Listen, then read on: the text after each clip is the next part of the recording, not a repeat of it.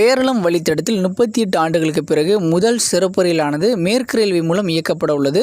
தெற்கு ரயில்வே மூலம் கோயம்புத்தூரிலிருந்து ஜெய்ப்பூருக்கு ஒரு புதிய சிறப்பு ரயிலானது இயக்கப்பட உள்ளது. இந்த 2 ரயில்களையும் பற்றி இந்த ஒரு வீடியோவில் டீட்டெயிலாக பார்க்கலாம். வாங்க வீடியோக்குள்ள போகலாம். பேரளம் காரைக்கால் வழித்தடமானது 1987 ஆண்டு மூடப்பட்டு 2024 ஆண்டு மீண்டும் திறக்கப்பட்டது. இந்த தடத்தில் தற்போது சரக்கு ரயில் சேவை மட்டும்தான் இயங்கி வந்த நிலையில் வேளாங்கண்ணி ஆண்டு திருவிழாவை முன்னிட்டு பாந்திரா டெர்மினலில் இருந்து வேளாங்கண்ணிக்கு வாராந்திர சிறப்பு ரயிலானது இந்த வழித்தடத்தில் இயக்கப்பட உள்ளது. Train number 09093 Bandra terminal Velankanni சிறப்பு ரயிலானது பாந்திரா டெர்மினல் ரயில் நிலையத்திலிருந்து வருகின்ற ஆகஸ்ட் 27 மற்றும் செப்டம்பர் 6ஆம் தேதி இரவு 8:40 புறப்பட்டு 3ஆம் நாள் காலை 7:40 வேளாங்கண்ணி ரயில் நிலையத்தை வந்து சேரும். மறுமார்க்கத்தில் train number 09094 Velankanni Bandra terminal சிறப்பு ரயிலானது வேளாங்கண்ணி ரயில் நிலையத்திலிருந்து ஆகஸ்ட் 30 மற்றும் செப்டம்பர் 9 ஆகிய தேதிகளில் நள்ளிரவு 12:30 மணிக்கு புறப்பட்டு மறுநாள் காலை 10:30 மணிக்கு பாந்திரா ரயில் நிலையத்தை சென்று சேரும். அதாவது சனிக்கிழமை அதிகாலை நள்ளிரவு 12:30 மணிக்கு புறப்படும் ரயிலானது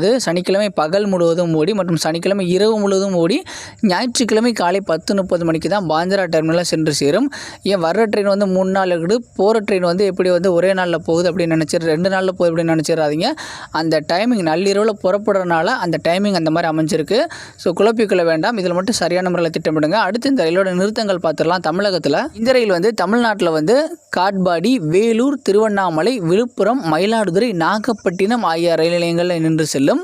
ரொம்பவும் குறைவான ரயில் நிறுத்தங்கள் தான் தற்போது தமிழ்நாட்டில் கொடுக்கப்பட்டிருக்கு. மயிலாடுதுறை முதல் நாகப்பட்டினம் வரை இந்த ரயில் எந்த ஒரு ரயில் நிலையத்திலும் நிற்க போகிறது கிடையாது. குறிப்பாக திருநள்ளாரோ காரைக்கால் கூட நிற்க போகிறது கிடையாது.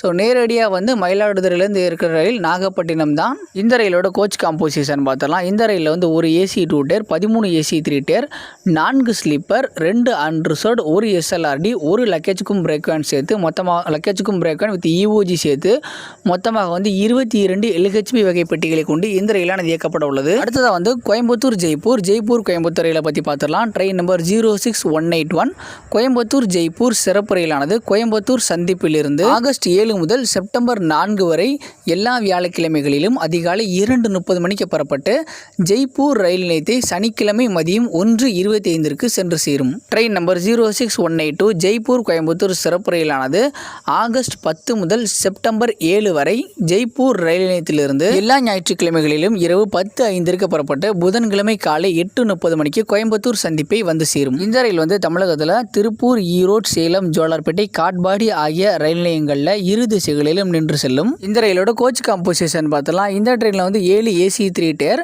4 ஏசி 3 டேர் எக்கனாமி, 5 ஸ்லீப்பர், 2 லக்கேஜுக்கும் பிரேக் வேன் சேர்த்து மொத்தமாக 18 பெட்டிகளை கொண்டு இந்த ரயிலானது இயக்கப்பட உள்ளது.